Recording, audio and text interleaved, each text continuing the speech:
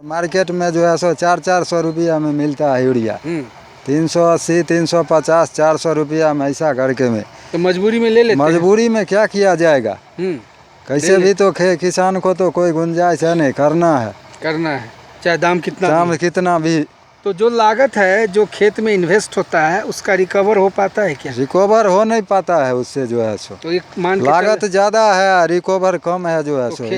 खेती जो आप लोग करते हैं तो नुकसान में जा रहा है। नुकसान मान के चला मान गए एकदम 100% जो नुकसान में। चलिए आप अपना नाम बताइए। शंभू मिश्र ऐसे खड़े शंभू मिश्र जी। तो आप भी खेती करते होंगे जी।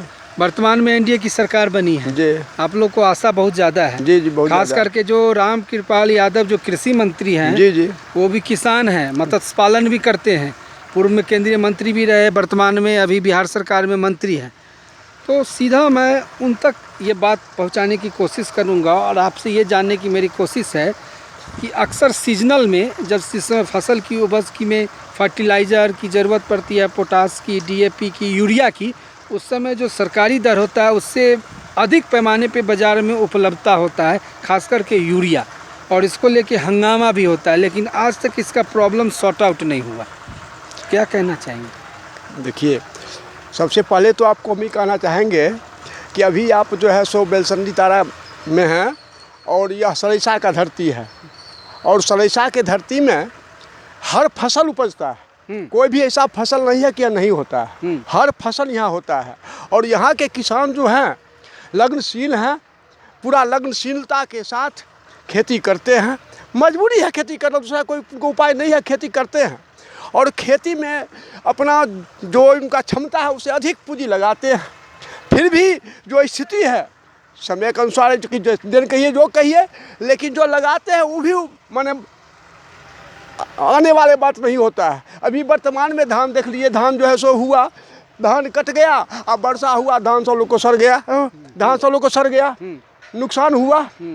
तो यह स्थिति है।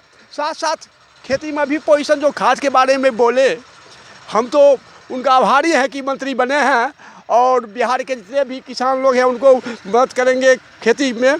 लेकिन आपको हम कहना चाहेंगे, आपसे हमसे पहले भी बोल चुके हैं वक्ता, कि खाद जो है, खाद अगर खेती खत्म हो जाएगा तो खाद मिलने लगेगा। और खेती का जो टाइम है उसमें खाद जो है मिलना मुश्किल होता है, और मिलता भी है तो अधिक दाम में मिलता है, जिसके लिए किसान परेशान रहते हैं और मजबूरन आनन फाने में तो लेना पड़ता है, खेती करना है।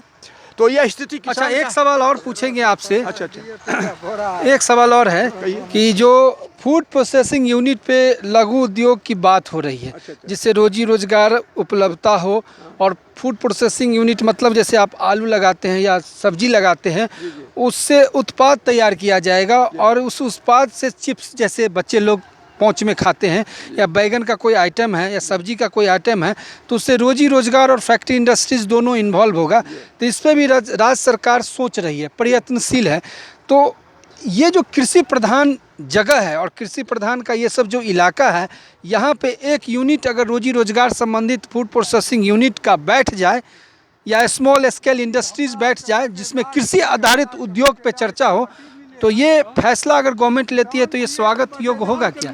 ये तो जो आप अभी हमको अभी प्रश्न किए हैं, इसके लिए तो यहाँ का जनता इसलिए ललायित है। इसके लिए ये जरूरत है जो आप कहे हैं, उसके लिए ललायित है कि बहुत अविलंब यहाँ हो और उसका जनता का फायदा मिल सके।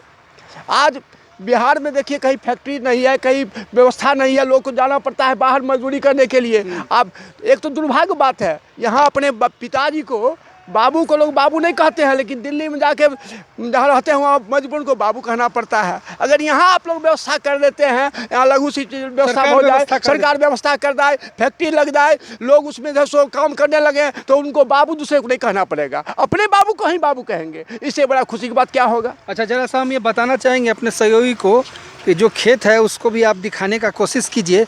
और अभी जो खेत में क्या लगा हुआ है? अभी तो लगा हुआ है गेहूँ। तो ये गेहूँ लगा हुआ है और इसी मिट्टी से गेहूं भी उपजता है, इसी मिट्टी से धान भी उपजता है, इसी मिट्टी से हरा सब्जी भी, उसके बाद कैश क्रॉप के हिसाब से तिलहन की भी बात इसी मिट्टी से होती है। मतलब मिट्टी से उपजा हुआ जो फसल है उसको बिहार के अलग दूसरे प्रांतों में भेजकर और यहाँ के किसानों के मेहनत खून पसीने की कमाई हुई को दूसरे प्रांतों में भेजने के बाद यहाँ के किसानों की स्थिति बदहाल है। और कहीं न कहीं इसके लिए जो विभाग बना कृषि और सहकारिता विभाग, ये विभाग मौन है, गौन है। और इस तरह से दोहन शोषण खास करके सीजन में खाद खल्ली फसल को लेके, सब्सिडी को लेके, अनुदान को लेके या उसके अलावा जो भी कृषि संबंधित बातें कही जाती है उसमें पहले की अपेक्षा कुछ सुधार हुई है। लेकिन अभी भी डीएपी और यूरिया का मूल्य नियंत्रण पे सरकार अंकुश लगा दे और यहाँ फूड प्रोसेसिंग यूनिट लगा दे तो यहाँ का किसान खुशहाल होगा और पंजाब हरियाणा से बिहार के किसानों की तुलना की जा सकती है। चलिए, विभूतिपुर से परवीन कुमार।